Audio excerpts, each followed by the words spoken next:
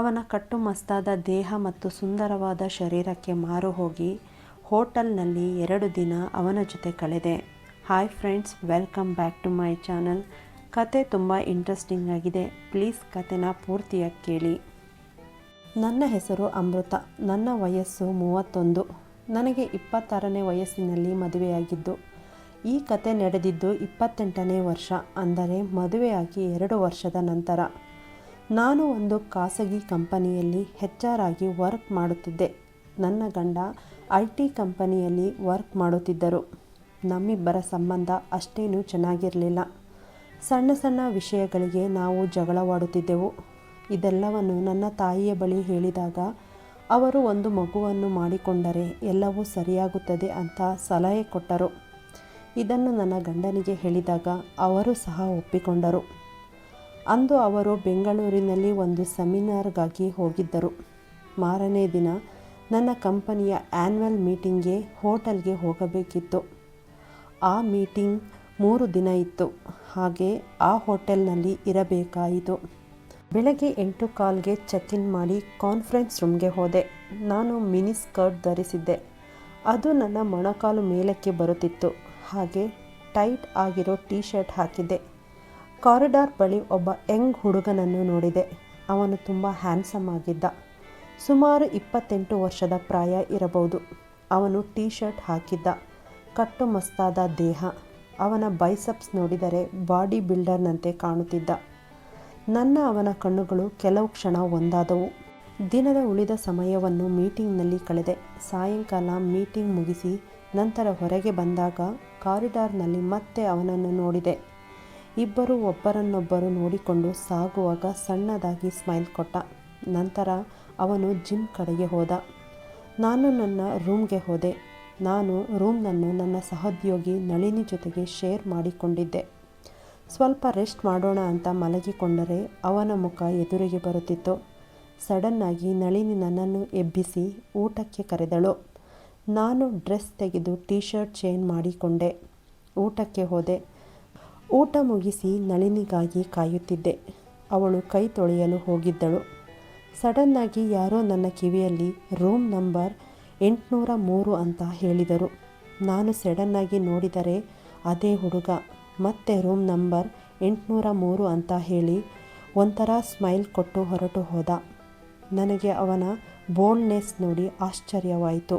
ಅಷ್ಟೊತ್ತಿಗಾಗಲೇ ಅವನ ಕಟ್ಟುಮಸ್ತಾದ ದೇಹ ಮತ್ತು ಸುಂದರ ಶರೀರಕ್ಕೆ ಮಾರು ಹೋಗಿದ್ದೆ. ಆಗ ನಳಿನಿ ಬಂದಳು. ನಾನು ಏನೂ ಆಗದಿರುವಂತೆ ಸುಮ್ಮನಿದ್ದೆ. ನನಗೆ ತುಂಬ ದಿನದಿಂದ ಒಬ್ಬ ಕಟ್ಟುಮಸ್ತಾದ ಪುರುಷನಿಂದ ಎಲ್ಲ ಮಾಡಿಸಿಕೊಳ್ಳಬೇಕು ಎನ್ನುವ ಮನಸ್ಸಿತ್ತು. ಇವನನ್ನು ನೋಡಿ ಇದೇ ಸರಿಯಾದ ಸಮಯ ಅಂತ ಅಂದುಕೊಂಡೆ. ಅವನ ತೊಡೆ ಮತ್ತು ತೋಳುಗಳು ಒಳ್ಳೆ ಕಲ್ಲಿನಂತೆ ಇದ್ದವು. ರೂಮ್ಗೆ ಬಂದು ನಳಿನಿಯ ಹತ್ತಿರ ನನ್ನ ಆಸೆಯನ್ನು ಹೇಳಿದಾಗ ನಳಿನಿ ನಿನಗೆ ಹುಚ್ಚು ಹಿಡಿದಿದೆ ಅಂತ ಬೈದಳು. ನಿನಗೆ ಮದುವೆಯಾಗಿದೆ, ಈ ಥರ ಮಾಡಿದರೆ ನಿನ್ನ ಮಾನ ಮರ್ಯಾದೆಯ ಗತಿ ಏನು ಅಂದಳು. ಮದುವೆಯಾದರೆ ಏನಂತೆ, ನಾನು ಕೂಡ ಮಹಿಳೆ, ನನಗೂ ಸಹ ಆಸೆ ಆಕಾಂಕ್ಷೆಗಳಿರುತ್ತದೆ. ನನ್ನ ಗಂಡನಿಂದ ನನಗೆ ಸಿಗದ ಸುಖವನ್ನು ಇವನಿಂದ ಪಡೆಯುತ್ತೇನೆ ಎಂದು ಹೇಳಿ ಅಲ್ಲಿಂದ ಹೊರಟೆ. ಅವನ ರೂಮ್ 4th ಫ್ಲೋರ್ನಲ್ಲಿ ಇತ್ತು. ಲಿಫ್ಟ್ನಲ್ಲಿ ಅವನ ರೂಮ್ ಕಡೆ ಹೋದೆ. ನನ್ನ ಎದೆ ಜೋರಾಗಿ ಬಡಿದುಕೊಳ್ಳುತ್ತಿತ್ತು. ರೂಮ್ ಬಳಿ ಹೋದಾಗ ಅವನು ಹೊರಗೆ ಕಾರಿಡಾರ್ನಲ್ಲಿ ನಿಂತುಕೊಂಡಿದ್ದ. ಯಾರ ಜೊತೆಯಲ್ಲೋ ಫೋನ್ನಲ್ಲಿ ಮಾತನಾಡುತ್ತಿದ್ದ. ಸ್ಲೀವ್ಲೆಸ್ ಟೀ ಶರ್ಟ್ ಮತ್ತು ಶಾರ್ಟ್ಸ್ ಹಾಕಿದ್ದ. ಅವನು ನನ್ನ ನೋಡಿ ಬಳಿ ಬಂದು ಹಾಯ್ ಎಂದು ನಾನು ಹೆಲೋ ಎಂದೆ. ಅಲ್ಲಿಂದ ನನ್ನನ್ನು ಬಾಲ್ಕನಿಯ ಬಳಿಗೆ ಕರೆದುಕೊಂಡು ಹೋದ. ಹಾಯ್, ನನ್ನ ಹೆಸರು ಆನಂದ್ ಅಂತ ಅಂದ. ನಾನು ಕೂಡ ನನ್ನ ಬಗ್ಗೆ ಹೇಳಿದೆ. ನನ್ನನ್ನು ಯಾಕೆ ಕರೆದಿದ್ದು ಅಂತ ಕೇಳಿದೆ. ನನಗೆ ರೂಮ್ನಲ್ಲಿ ಒಬ್ಬನೇ ಬೋರ್ ಆಗುತ್ತಿತ್ತು, ಜೊತೆಗೆ ಕುಡಿಯೋಣ ಅಂತ ಕರೆದೆ. ನಮ್ಮಿಬ್ಬರಿಗೂ ಅದೊಂದು ನೆಪ ಮಾತ್ರ ಆಗಿತ್ತು ಅಂತ ನನಗೆ ಗೊತ್ತಿತ್ತು. ಸರಿ ಅಂತ ಹೇಳಿ ರೂಮ್ಗೆ ಹೋದೆ. ರೂಮ್ನಲ್ಲಿ ಫುಲ್ AC ಇಟ್ಟಿದ್ದ. ತುಂಬ ಚಳಿ ಆಗುತ್ತಿತ್ತು. ಟೆಂಪ್ರೇಚರ್ ಜಾಸ್ತಿ ಮಾಡೋಕ್ಕೆ ಹೇಳಿದೆ. ಅದಕ್ಕೆ ಅವನು ಬೇಡ, ಚಳಿಯಾದರೆ ಬ್ಲ್ಯಾಂಕೆಟ್ ಹಾಕಿಕೋ ಅಂದ.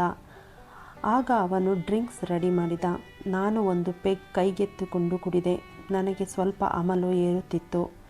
ನಿನಗೆ ಇಷ್ಟನಾ ಅಂತ ಕೇಳಿದೆ. ಅದಕ್ಕೆ ಅವನು ಏನು ಹೇಳಿದ್ದು ಎಂದು ನನ್ನ ಹತ್ತಿರ ಬಂದು ಕುಳಿತುಕೊಂಡ. ಬ್ಲಾಂಕೆಟ್ ಒಳಗಡೆ ಕೈ ಹಾಕಿ ನನ್ನ ಕೈಯನ್ನು ಗಟ್ಟಿಯಾಗಿ ಹಿಡಿದುಕೊಂಡು ನಿನಗೆ ಏನು ಅನಿಸುತ್ತದೆ ಎಂದು ಕೇಳಿದ. ತುಂಬ ಹತ್ತಿರ ಬಂದಿದ್ದ ಅವನ ಬಿಸಿ ಉಸಿರು ನನ್ನ ಕುತ್ತಿಗೆಗೆ ತಟ್ಟುತ್ತಿತ್ತು. ಇನ್ನೂ ಹತ್ತಿರ ಬಂದ ನನ್ನ ತುಟಿಯನ್ನು ಚುಂಬಿಸಿದ. ನಾನು ಪ್ರತಿಕ್ರಿಯಿಸಿದೆ. ಅವನು ಚೆನ್ನಾಗಿಯೇ ಚುಂಬಿಸಿದ. ನಾವಿಬ್ಬರು ಪರಸ್ಪರ ಅದರೊಂದಿಗೆ ಆಟವಾಡಿದೆವು. ನಂತರ ನಾನು ಅವನನ್ನು ನಿಲ್ಲಿಸಿ ಅವನ ಟೀ ಶರ್ಟ್ ತೆಗೆದು ಅವನನ್ನು ಬೆಡ್ ಮೇಲೆ ಮಲಗಿಸಿ ಅವನ ಮೇಲೆ ಬಂದು ಮಲಗಿದೆ. ಅವನು ನನ್ನ ಸೌಂದರ್ಯಗಳ ಜೊತೆ ಆಟವಾಡಲು ಶುರು ಮಾಡಿದ. ಇಬ್ಬರು ತುಂಬ ಸಮಯ ಆಟವಾಡಿದೆವು. ಅವನು ಜಿಮ್ ಬಾಡಿ ಒಳ್ಳೆ ಕಲ್ಲಿನಂತೆ ಸುಂದರವಾಗಿತ್ತು. ಅವನ ಕೈ ಚಳಕ ಶುರು ಮಾಡಿದ. ಸಡನ್ನಾಗಿ ನನ್ನ ಫೋನ್ ರಿಂಗ್ ಆಯಿತು. ನೋಡಿದರೆ ನನ್ನ ಗಂಡನ ಕಾಲ್. ಕೂಡಲೇ ಎದ್ದು ಕಾಲ್ ರಿಸೀವ್ ಮಾಡಿದೆ. ಹಾಗೆಯೇ ಎದ್ದು ಕಿಟಿಕಿ ಬಳಿ ಹೋಗಿ ನನ್ನ ಪಾಡಿಗೆ ನಾನು ಮಾತನಾಡುತ್ತಿದ್ದರೆ ಆನಂದ್ ಹಿಂದೆಯಿಂದ ಬಂದು ಗಟ್ಟಿಯಾಗಿ ತಬ್ಬಿಕೊಂಡು ನನ್ನ ಸೌಂದರ್ಯವನ್ನು ಸವಿಯಲು ಶುರು ಮಾಡಿದ. ಆದರೂ ಕಂಟ್ರೋಲ್ ಮಾಡಿಕೊಂಡು ನನ್ನ ಗಂಡನ ಬಳಿ ಮಾತನಾಡುತ್ತಿದ್ದೆ. ಅವನು ಬಿಡದೆ ಎಲ್ಲ ರೀತಿಯಲ್ಲೂ ತೊಂದರೆ ಮಾಡುತ್ತಿದ್ದ. ನನ್ನ ಗಂಡನ ಕಾಲ್ ಕಟ್ ಮಾಡಿ ಅವನ ಜೊತೆ ಸಹಕರಿಸಲು ಶುರು ಮಾಡಿದೆ. ಅವನು ನನ್ನನ್ನು ಎತ್ತಿಕೊಂಡು ಹೋಗಿ ಬೆಡ್ ಮೇಲೆ ಮಲಗಿಸಿದ. ಅವನು ಎಲ್ಲ ಕೆಲಸ ಮಾಡಲು ಶುರು ಮಾಡಿದ. ನನ್ನ ಗಂಡ ಮಾಡುವ ಕೆಲಸಕ್ಕಿಂತ ಅವನ ಮತ್ತೆ ಅವನಿಗೆ ಎಚ್ಚರವಾಗಿ ಮತ್ತೆ ಕೆಲಸ ಮಾಡಲು ಶುರು ಮಾಡಿದೆವು. ಮತ್ತೆ ಮಲಗಿಕೊಂಡು ಬೆಳಗ್ಗೆ 8 ಗಂಟೆಗೆ ನನಗೆ ಎಚ್ಚರವಾಯಿತು.